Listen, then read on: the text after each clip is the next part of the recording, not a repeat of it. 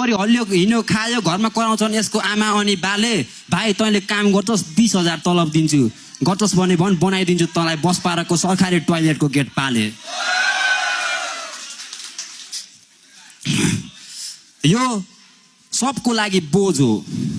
यो सबको लागि बोझ हो स्कुल पढ्दा सर म्याडमको लागि बोझ घरमा बाउ आमाको लागि बोझ बाहिर साथी भाइको लागि बोझ डेटिङ गयो गर्लफ्रेन्डको लागि पनि बोझ आज ब्याटलमा यो मेरो लागि पनि बोझ त यो सब धरतीको बोझ तैँले यो ऱ्याप ब्याटल छोड अनि यो तेरो दिमागलाई किन यति साह्रो बोझ दिन्छस् बरु तैँले दोहोरीको बाटो रोज अनि हुन्छ प्रगति बल्ल गर्न पाउँछस् तैँले मोज यो साले खले यसको काम भनेको चाबेल बसपारक लगनखेल कलङ्की भन्दै हिँड्ने अनि अर्को काम के थाहा छ बसको ढोका ढ्याप ढ्याप मासु र भात ल्याप ल्याप अनि थाहा छ यो मेरो लागि केटा हद्दै होइन केटी हो किन थाहा छ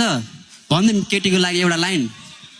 काठमाडौँको बजारमा हरियो हरियो सस्तो सस्तो साग काठमाडौँको बजारमा हरियो हरियो सस्तो सस्तो साग लौका जस्तो यसको फिगर फर्सी जत्रो रहेछ चाक मलाई खाना मन लाग्यो पानी यो खेलको म राजा त रानी